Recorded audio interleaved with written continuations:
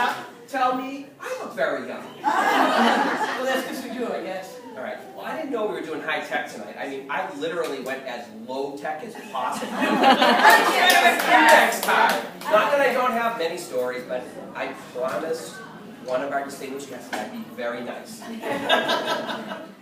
Promised. I sometimes break promises. So, not tonight, though. All right. First off, I don't give many public speeches. The last time I gave a public speech was at my brother's wedding as his best man. Subsequently, I actually got edited out of the video. It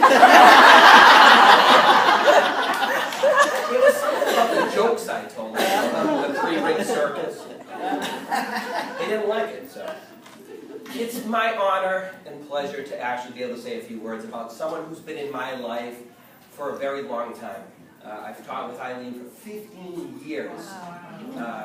She's actually the second longest relationship I've had. Johnny's my first.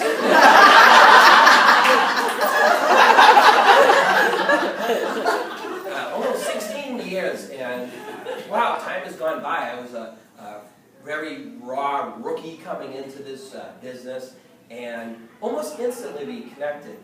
When we introduced ourselves, she said, "Mallet." She goes, "That sounds familiar."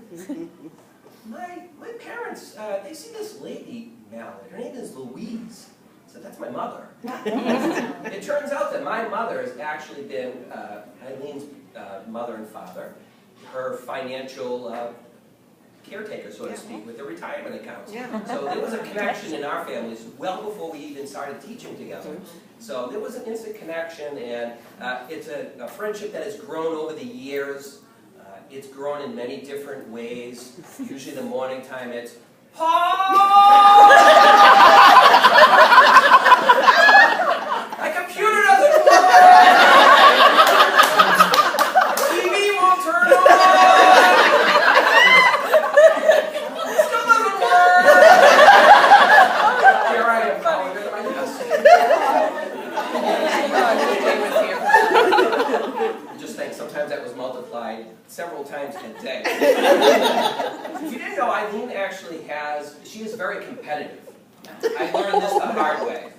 Probably about 10 years ago in a more relaxed time in public schools, where there was a little more freedom to do a few things. We had a kickball game at the end of the night. Oh my God. We're outside on the field, and Eileen said, "Now, Paul, I don't want you to go out there and be that competitive person. Just let the kids play the game." I said, "Okay, okay." So, literally, not more than 2 kickers into the game, she runs out on the field, purse in hand. "He was out!" My kids were all looking at me like, holy cow, my kids were scared of her. I was scared of her. I guess one of the things I'm going to truly miss, though, if you don't know, she's also, as her second job, no one knows this, so you can be quiet, she's a detective. Anytime there is ever a problem and none of us can solve it, she comes out. "So, tell me the truth. Look right here. Tell me what you did. You won't be in trouble. That bad. Tell me right now." I honestly have watched this. I've tried to master it. I can't do it. I can't do it. So I'm going to put your number on speed dial. Okay. If I have a problem, I'm going to call them up. Just hold the phone up. And You got it. "Tell me what you did." All right. So one last story. This is maybe the one story that always sticks in my mind. We were having lunch in the lunchroom down near the D cafeteria one day, and it was October 6th. Now, October 6th doesn't really have too much of a meaning. It's just an every ordinary day. And I said, "Do you guys know that today is the most common birthday in America?" And he goes, "Today's my daughter's birthday!" I was like, "Oh, no." She goes, "Why is it the most common day?" I said, "Let's think back in time. New Year's Eve. Her reaction is funny how she says, we were out, I had a few drinks. You know how you like to watch a train wreck going to occur?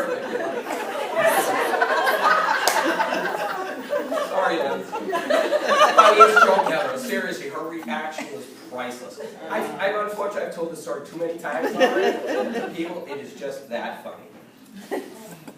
But to end on a real serious note, Eileen, thank you for everything over the past 16 years. I will miss you tremendously. Like I said, the second longest relationship I've ever had. You've been a friend. You've shown me a lot of a way and how to teach and how to be a good person in teaching. I didn't think it was going to be hard for you. And we know the last couple of days, as I'm sure some of the rest of you have found, is starting to get a little bit emotional.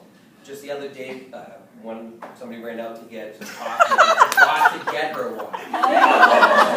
Now, normally, you know, she might be a little angry, but I mean, this was literally to the point where it's getting so emotional that she was ready to break down in tears. I literally jumped in my car and iced coffee. But I wanted to make sure that, you know, she would never be forgotten with that iced coffee. So I made sure that I went out and made sure I brought her. Thank you, and good luck in retirement. I hope to see you around. I know you want to come back in some capacity. We'll call you up for lunch on Friday. Okay. Thank you. Thank you.